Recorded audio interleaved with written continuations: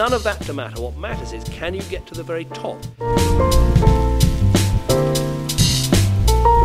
In marking the end of Black History Month, Prime Minister David Cameron visited a number of venues in the West Midlands. At the Drum in Birmingham, he was shown some paintings by the Chief Executive Officer, Charles Moore. He also had a brief chat with some of the artists whose paintings were being exhibited.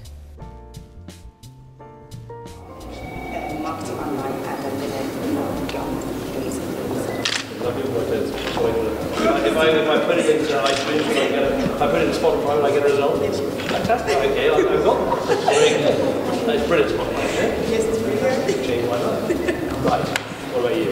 My name is Tisha. I'm 17 and I've been at the job for a couple of years as part of the Young People's Programme called Young Future. And I've done a lot of performances in there. What sort of stuff?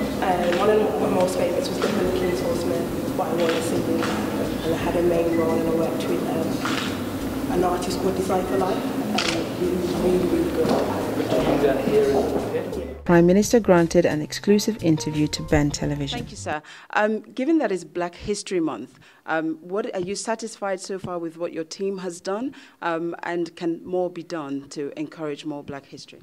I think Black History Month is important because, frankly, history without Black history isn't complete history. And also, it's important to teach people about the incredible role models from their past. It's also important we have a shared history in this country. It helps us to build a shared future. I was listening to my daughter at the end of her Black History Month telling me about some of the things that she had learned. Now, I wasn't taught all that at school, and I think it's important we do teach young people about these things. So it's good to have Black History Month. Of course, these things should become more mainstream in our curriculum over time, but I think Black History Month is worth supporting. Thank you. Now, you made mention there about the conversation with your daughter, and you spoke about the fact earlier that you would like to see it in our curriculum, and you've just mentioned it. How soon do you think that's likely?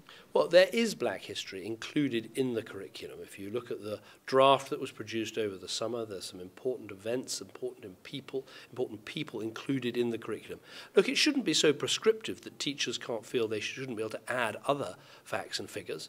But I was asking my daughter, she'd been learning about Nelson Mandela, she'd been learning about the appalling nature of the slave trade, but also how the slave trade ended. And she was learning about some individual Black British people who contributed incredibly to our history. So, I think the balance is good, but there's always, teachers should always have the freedom to add in extra things as they desire.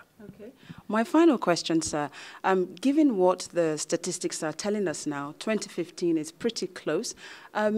What is your government and indeed your team doing to encourage more Black or ethnic participation within the Conservative Party? Well, I think at the last election we saw a number of Black members of Parliament coming forward in the Conservative Party, winning constituencies and now representing the government. So we've got the first Black sports minister, I think, in Britain's history, in Helen Grant. We've got talented MPs like Sam Gyimah, now whip in the House of Commons.